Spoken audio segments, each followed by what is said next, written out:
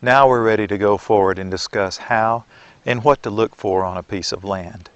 To begin with, let's get focused so we can see what the practical reasons are for setting up our homes in the country or in the mountains. This should help us to make wise decisions in purchasing a home or land. You know, in our high-tech, highly specialized, mostly urban culture, most people have gotten very used to depending on others for their basic needs. Most people in this country today would have little or no idea how to provide for life's necessities if they were suddenly thrust into a situation where they had to. Whether you're already situated in a rural location or whether you're just beginning the process of relocating, I hope that the information we're about to cover will help you to set up your home in such a way that you'll not only be able to survive and function in a crisis, but that you'll be able to help others also. If you're just starting the process of relocating, hopefully you'll quickly narrow down your areas of interest, and then your next step is to begin looking at specific properties. I want to mention here that if you're still in the valley of decision about relocating, time, friends, is of the essence. I believe that for some time now an exodus from the cities to the mountains has been going on, and good mountain land is becoming increasingly difficult to find at good prices. But no matter whether you're looking at an established homestead or whether you're looking at raw land to improve, the criteria you'll want to look for should be the same no matter which route you go.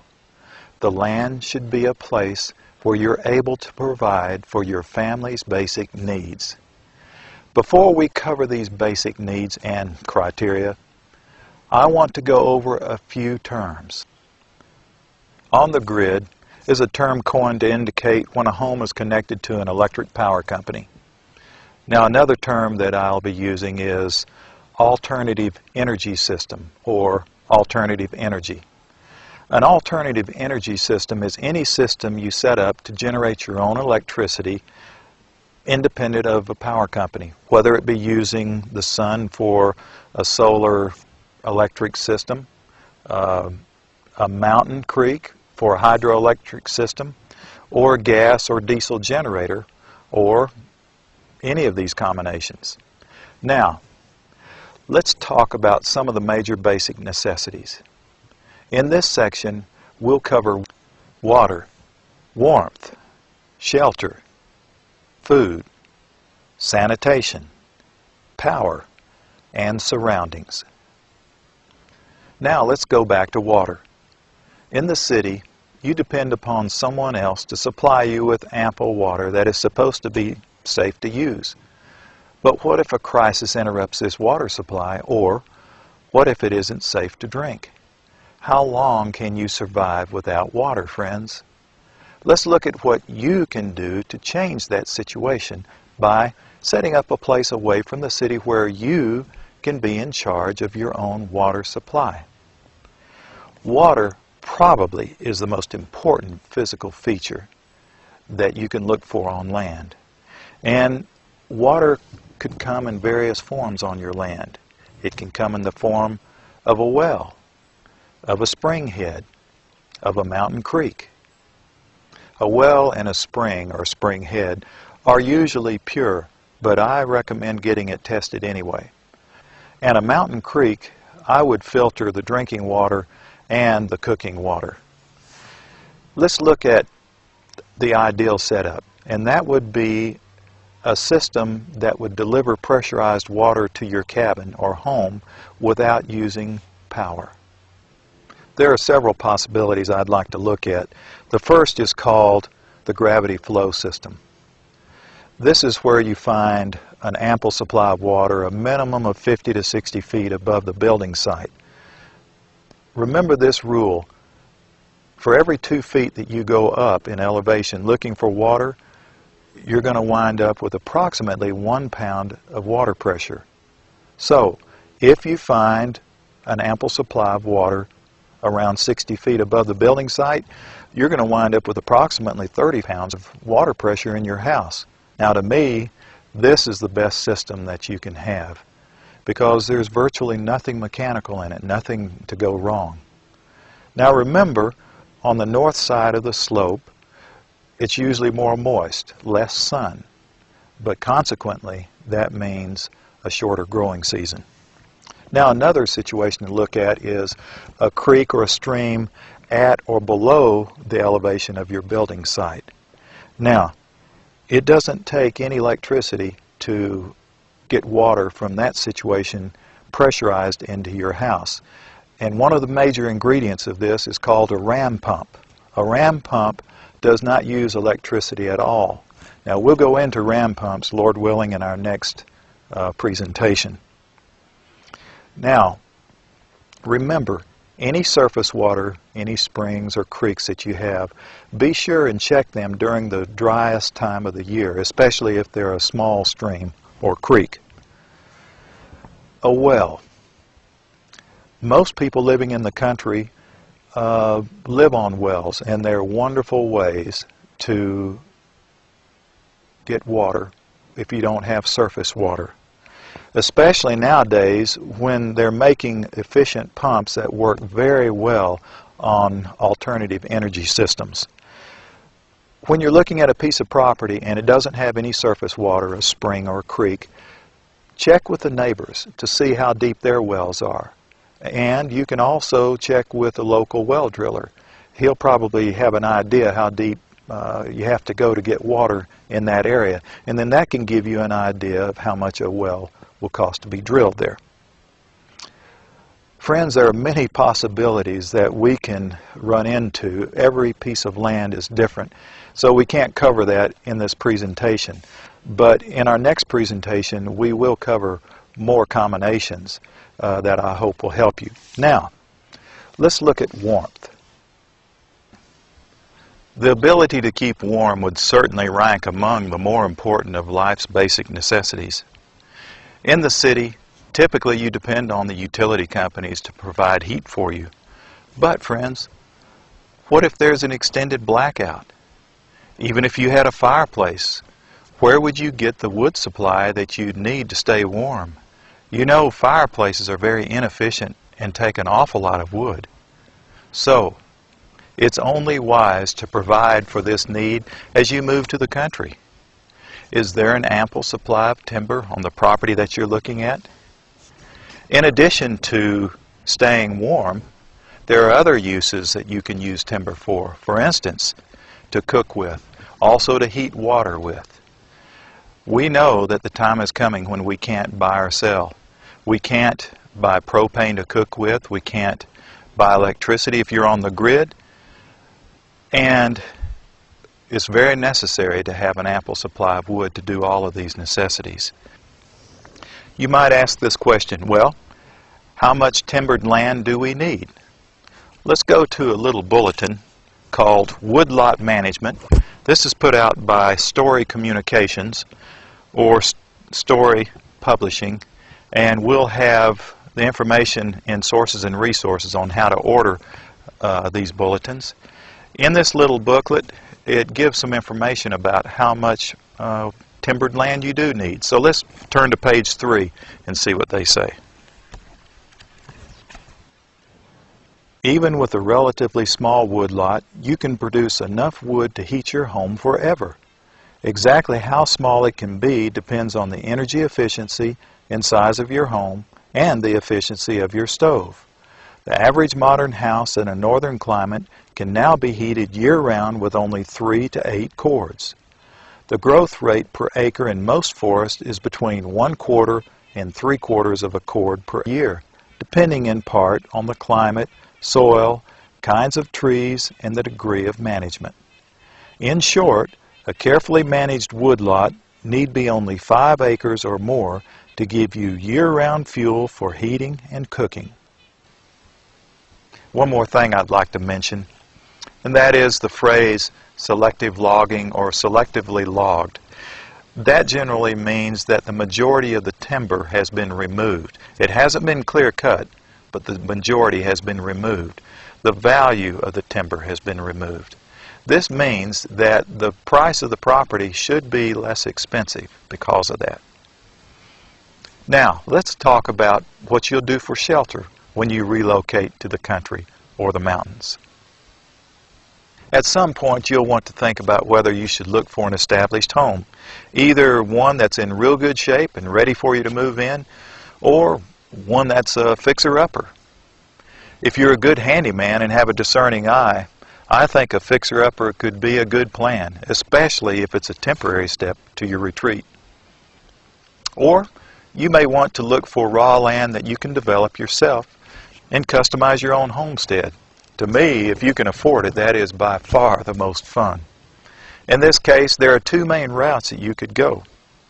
The fastest would be to put a new or used mobile home on the property. The other way to go with raw land is to build a place from the ground up, just as you'd like it. Going this route, I believe you'd end up with a sturdier home, which is something to really consider with all the storms, the hurricanes, the earthquakes, tornadoes, and other disasters increasing. You know, mobile home residents are usually the first to be evacuated when disasters such as hurricanes are expected to be coming through. That's something to keep in mind also. In the case of building a new home versus buying an established one, naturally, you should have much fewer repairs for quite some time in a brand new home. This could be important, especially in times when it becomes difficult to buy and sell. Let's look at temporary housing now. While you're remodeling your fixer-upper, or if you're constructing a new home, you very possibly will need some temporary housing. So let's look at a few ways that you can go. The first route that you could take would be to buy a new or used mobile home and put it on the property. You could set it up temporarily where you could live there while you're building or remodeling and then move it off later, or of course you could set it up permanently where you could leave it there after you move into your new home and use it as guest quarters later on. Now, another route or option you could take would be to build a small cabin or a small building that you could live in. You wouldn't have to finish it completely. It would just be a temporary quarter for you and your family while you're building or remodeling. And then after you move in, you could use it finish it off later if you wanted to, and use it as a guest cottage or storage building later on. Then also you could get an RV and set it up where it would be permanent. We'll talk about that in just a little bit, or it'd be temporary. Now, with all three of these options that I've just mentioned, remember you're going to need a source of water, your water set up, power set up, and also your waste disposal or septic tank system or some type of septic system. I remember reading in the manual of a very good quality travel trailer company, and it was an old manual, but it really stuck out in my mind. And they were talking about setting up a temporary septic system for an RV. And this is what they described. They called it a gopher hole, and that they described the gopher hole as being approximately 36 inches in diameter, about 3 or 4 feet deep, and that you'd run your black water pipe into the hole and then get you a half a sheet of plywood, a 4x4 piece of plywood, put it on top, and the dirt that you dug out of the hole, you can take part of that dirt and drop it around the outer edges of that plywood to seal the gopher hole, and you'd have a temporary septic tank. Take a look at this idea about setting up an RV. One of the things that a number of God's people are being impressed to do as they set up their places in the country and in the mountains, whether or not they have an RV themselves, is to prepare an RV site with hookups for others who may come to join them and need a place to stay. With a little thought and preparation, and really not much money, you can be in a wonderful position to be a help and a blessing to others. All you would need to do is to hook into the main water system of your home, hook into the septic tank system, and into the electrical system, and then You're ready to be a refuge to God's people in troublous times. Before we go any further, and especially before you buy any property, friends, I highly recommend that you go to the courthouse and research these topics. Covenants. Are there any covenants that pertain to the property you're looking at? If you're moving out far enough, there shouldn't be, but it's always wise to check. Are there any easements on your property, on the property that you're looking at? Are there laws about subdividing the property that you're looking at? There might come a time in the future that you might want to subdivide, sell off one piece of your land. You want to know if there are any laws that would forbid you to do that. Building codes. Are there building codes in your county? If so, what kind of building codes? Are there inspections required? If so, inspections on what aspect of your construction process? Are there zoning laws? If so, what kind of zoning laws?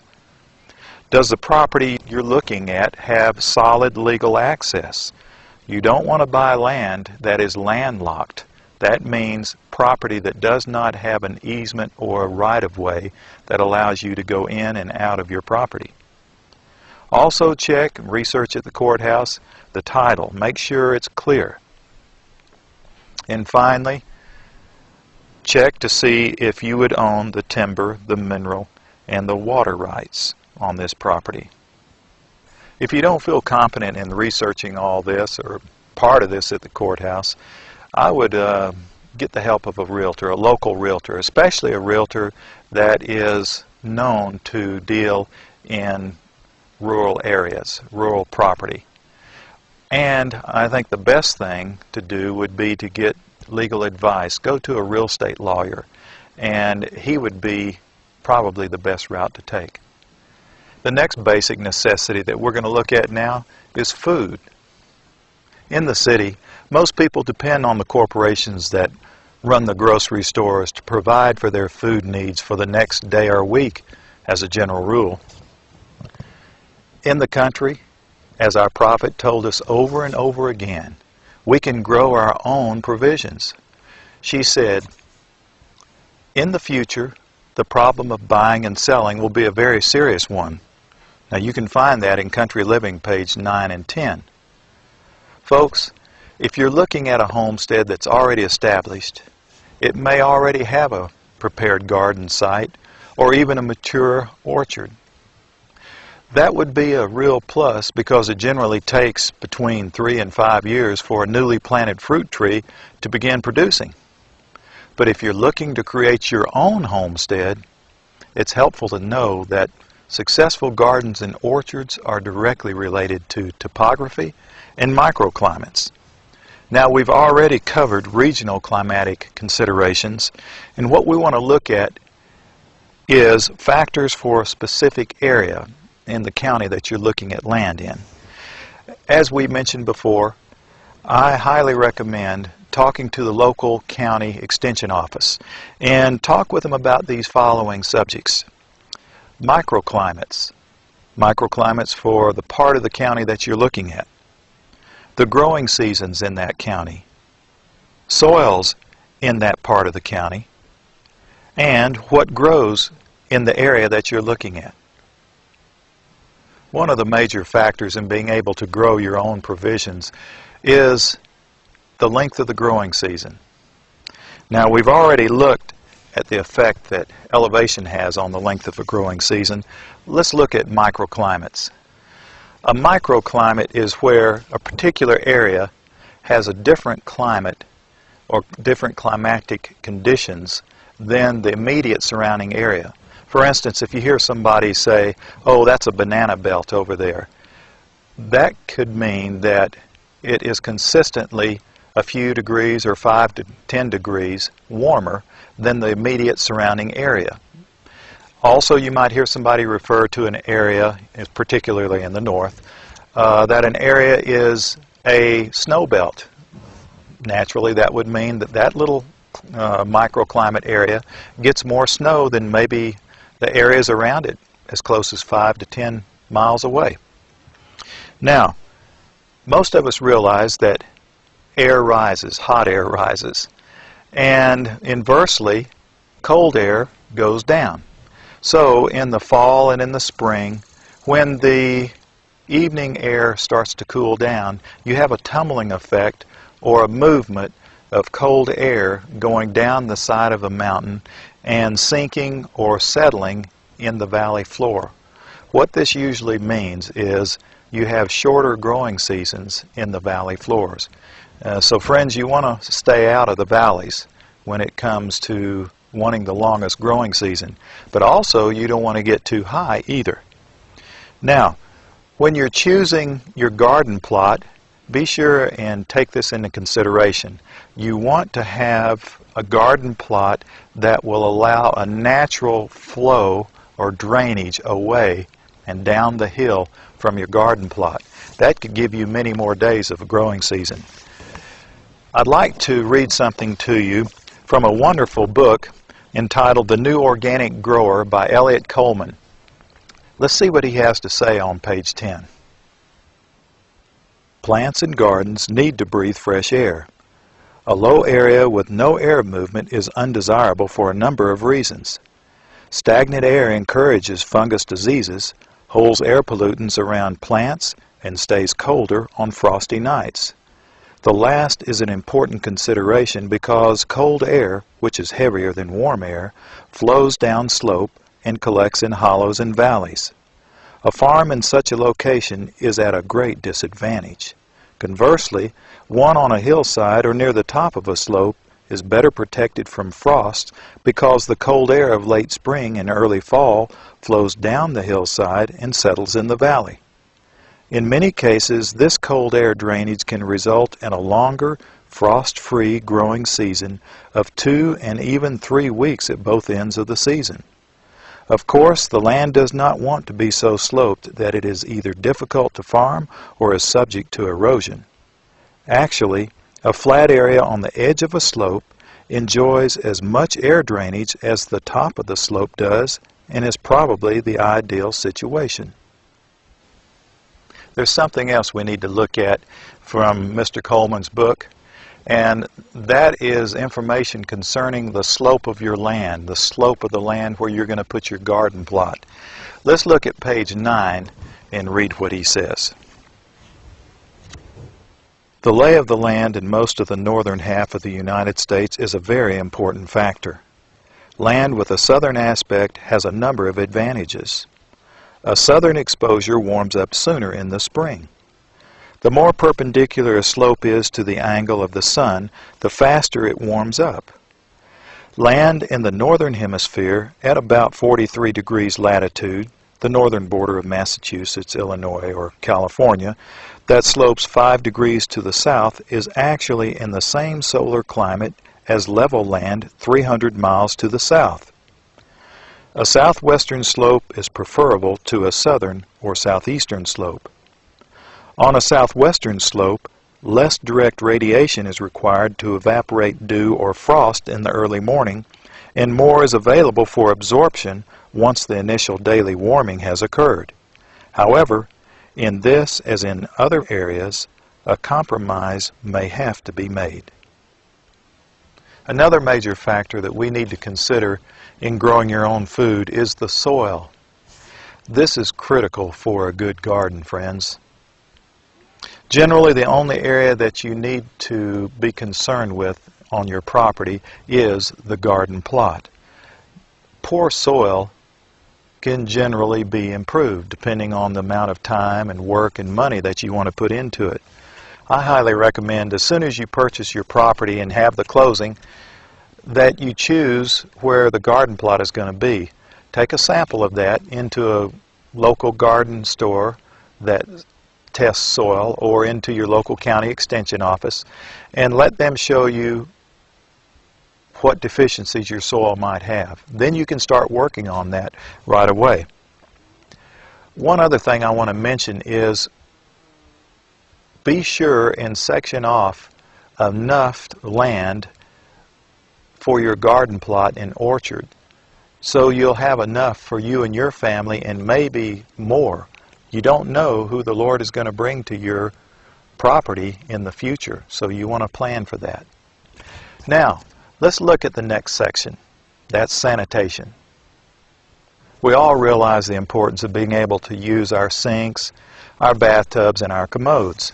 And in order to do that, we must have a good septic tank system.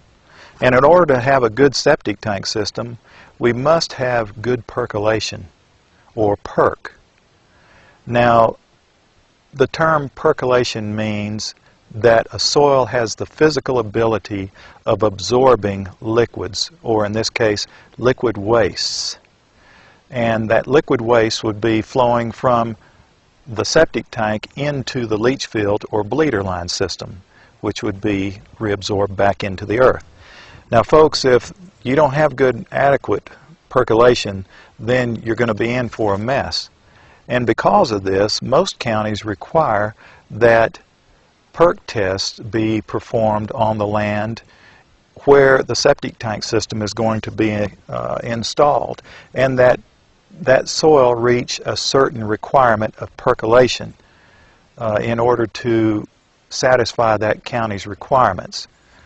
And so it's most important that when you're having the contract drawn up for the purchase of the land, that you have a contingency included in the contract that the soil or the land perk in the general vicinity of the building site. Now this is most important to have this done. You don't want it to perk 200-300 yards away and not perk there at the house. That would be extremely expensive. It could perk up the hill from your house, and that would get quite costly. And that's just a situation you wouldn't want to have. Also, before the closing, you want to be sure that you see the perk tests that the percolation engineers ran. And also you want to see the perk holes in the earth that they dug to perform that perk test. You want to be sure those holes are in the general vicinity of where you're going to have the home built. Something else to consider is if you decide to put an RV site in, RV hookups like we just talked about, if your RV hookups are not going to be near the main septic tank system, you might want to consider having a perk test done near the future RV hookups so you can have a small septic tank system there. Our next section that we're going to cover now is power. Although power might not be considered to be one of life's basic necessities, it certainly makes life easier, and most of us would have a pretty tough time functioning without it. So, why not set up your homestead in a way that you'll not be shut down or shut off by a power company when a crisis or a disaster hits? Let's look at various reasons why you might want to have your own alternative energy system. One of the major reasons I would want one is because I would not want to be dependent on a utility company or a power company, especially looking ahead at the days that are fast approaching. Let's look at the home or apartment that you live in right now. You're probably on a municipal water system, and for you to receive water pressure or have water pressure at your home or apartment, there has to be huge electric water pumps at the municipal plant. Imagine what would happen if there was an extended blackout in your area or region. Now granted that they probably do have backup diesel generators, but friends, what would happen when the diesel ran out? Let's consider the heat in your apartment or home. Most of you realize that if you lose power, that your electric furnace, electric central furnace system will not operate. But did you know that if your system operates on propane or natural gas, that if you lose electricity, the blower that forces the heated air throughout your house will also shut down? And then also, those of you who have fireplaces, they are a backup, but fireplaces, friends, are extremely inefficient compared to the modern airtight wood stoves. And it might heat a room or two depending on the size of your home, but it would take a mountain of wood to keep you warm and going for an extended period of time during the winter time. Now, let's look at food. You know that if there's a blackout, you better start eating pretty fast, because what you don't eat is probably going to spoil real soon in the refrigerator and in the freezer. And maybe some of you in the cities and in the suburbs have already been through blackouts, so you have a pretty good idea how fast the grocery shelves can empty in a matter of days, if not hours. Now there's sanitation. To put it briefly, friends, if you don't have water, you don't have water to drink if you drink the tap water. You don't have water to flush the commode with, and you don't have water to bathe. Let's take a look at the subject of easements. When there's an easement agreement on a property, that agreement gives to another individual or group, whoever they may be, the legal right to have access to come onto that particular property. Utility companies such as telephone companies and power companies, etc., require easements before they will run their services to your home. This reminds me of an incident that happened years ago when we moved from a suburb out into the country. I had worked with the engineer of the power company that we were going to hook up to, and I was, one particular day, several months after we'd moved in, I was outside working in the front lawn, and we believe in gates, friends, and we had left our gate open that particular day.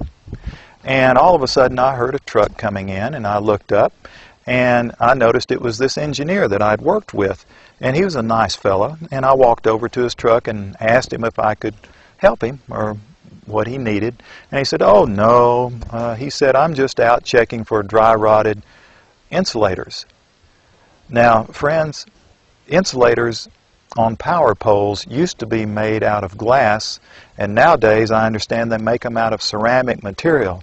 And most of us realize that ceramic material does not dry rot, or deteriorate in any way.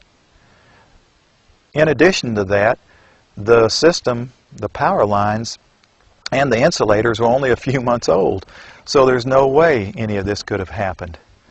Now, friends, I believe that this particular man was merely curious, but used his company's legal right of access to satisfy his curiosity. But the potential for more serious easement abuse is there, and in fact, a program was actually introduced into Congress according to a July 14, 2002 article in the Washington Times, whereby 1 million letter carriers, utility workers, and other individuals whose jobs allow them access to private homes would be used as a domestic informant in a planned volunteer informant corps. Although this particular program was not passed, many believe that the principle of this program is being implemented in other ways. This was somewhat confirmed to me, I'd say a couple of weeks ago, when I was talking with a representative of a utility company. I asked him about this program, and he said, "No, I've never heard of any such thing." But then, as I continued to talk to him about this, he told me that, you know, their company workers had gone through a class or a session of some kind where the county sheriff had spoken to them about specific things to look for when on a private property that they should report. So, what we have here, friends, is a situation with tremendous potential for use against God's true people in the days ahead. One other thing I want to mention before we leave this little story. It's very difficult to have easements removed once they have been signed for. A word to the wise is sufficient. Now, another reason for having alternative energy is the fact that once you have it established, once you've put the money up front for it, the monthly cost of operating it could be just a fraction of what it would cost if you were on the grid. Let's look at land that does not have power running to it. As you're looking for land, you might find just the perfect piece of land that fits the criteria you had listed, except there might not be any power running to it. Now, when you find land like that, usually the land is less expensive because depending on how far away the power lines stop from the property, it could cost thousands of dollars to continue those power lines to the property you're looking at. So friends, why not take that money that you were going to put into the power company to run the power lines to that property and put it into your own power company, your own alternative energy system, and enjoy the benefits of that. We've been off the grid for several years now, or more than that actually, and if there has been a power outage in our area, we had no idea, because when you own your own power company, you don't have that problem. Now, let's look at the various types of alternative energy that you might need to consider. This depends on the property that you're looking at and your budget. Let's next consider a hydroelectric generation system. As you're looking at various pieces of land and you're considering the resources of each piece of land and how each piece of land relates to an alternative energy system, hydroelectric generation is probably the most important system to be familiar with in looking at land. If you find a piece of land and it has a nice creek flowing across it, if the creek is flowing at least where a 4-inch pipe cannot handle the flow, and if there's a minimum of 10 to 15 feet of drop in the creek from the time it enters the property to the time that it leaves the property, that piece of property is a pretty good candidate to have hydroelectric generation. Now, it's very important, if you do find a piece of property like that, if at all possible, if it fits into your time schedule, to check that creek or stream at the driest time of the year. That is the most restrictive time of the year to check. You want to be sure you have enough flow at the driest time. Now, hydro is probably the most reliable of all the alternative energy systems. It is also, I'd say, one of the least expensive of all the alternative energy systems. But don't despair, friends. If you find property that fits your criteria, everything is just right, except it doesn't have a creek, that's no major problem. There are other wonderful ways to have an alternative energy system. And that leads us to solar electric generation. We're not going to cover the technical aspects of solar alternative energy in this presentation. What we want to look at is what you should be looking for when you're looking at land. And that is, you should be looking for land that has plenty of exposure to the sun year-round. For instance, if you're buying a piece of property on the side of a mountain, you want to be sure that land is on the southern slope, the southern side of that mountain, or somewhere near that. Another thing to consider also is if there's a mountain directly to the south of you, you want to be sure that the sun is not blocked by that mountain when the sun goes by or arcs by very low in the sky in the middle of winter. In our next presentation, we'll be looking more into alternative energy, the technical aspects of it, hybrid systems, which include or can include a generator, battery bank to store the energy in, an inverter, all this in conjunction with solar and or hydroelectric. Now, let's discuss surroundings. Our surroundings have a lot to do with our quality of life. So we'll take it up as one of our criteria also. Surroundings contribute greatly to our spiritual, mental, and physical health. My father-in-law, who was a physician, had a wonderful prescription for some of his patients. It was a prescription for large doses of calm.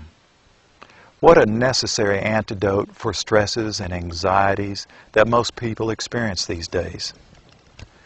Needless to say, country living also is usually beautiful to the eye, and that can bring great pleasure and health too. This section will also cover the need for personal privacy. As time goes on, friends, it will become more and more obvious why we are counseled to locate where the houses are not crowded closely together and where you'll be free from the interference of enemies. That's found in Country Living, page 20. In Psalms 27:11 and 12, David wrote, "Teach me thy way, O Lord, and lead me in a plain path because of mine enemies." Now, friends, notice what the marginal reading is for the word enemies. It says, "those which observe me." Now, I'd like to reread this again. "Teach me thy way, O Lord, and lead me in a plain path because of those which observe me." Then David goes on to say, "For false witnesses are risen up against me, and such as breathe out cruelty." Isn't that interesting in light of the times we're living in, friends? Also, in regard to surroundings, we found a most interesting article about a piece of land that James and Ellen White bought for themselves back in the 1800s. Ellen wrote a letter to her son Willie describing the property, the water, the timber, etc. Then she said, "We must have a place of retirement where we can step out of doors without being seen by our neighbors." There is great wisdom in this, friends. A word to the wise is sufficient. One factor to consider in the degree of remoteness that you choose is access. Is the road or driveway that leads to the property you're looking at maintained by the county? If this property is up north in snow country, how close will the county plow the road to your property? In other words, how much of the road to your property are you going to be responsible to clear? Now, let's look at physical considerations of the road or driveway leading to your property. First of all, is it on the north side of the slope? Remember earlier in this presentation we told you the north side will tend to be more moist. And what that will also carry over into is, in the wintertime, it will hold ice longer, and up north it will hold snow longer. So you want to be sure it's best not to have a driveway on the north part of a slope, if at all possible. It can get very muddy also in the springtime. Is the driveway or road leading to your property steep? What will it be like in icy weather? Also, does the road cross over a creek? If that's the case, ask the question or ask people in the area, does it usually wash out in the springtime? Now, let's consider the proximity of the property to work. How far are you willing to drive to work? How far are you willing to drive to town for necessary supplies? Any of these access situations I've just described could be a plus if limited access restricts the growth of the area. But just make sure that you can get in and out all times of the year. Don't let these things discourage you, friends. The benefits of living in an area with many assets, including large doses of calm, can be tremendous. But you just need to check these factors so that you can make wise decisions and can have the right equipment to enable you to enjoy all these benefits.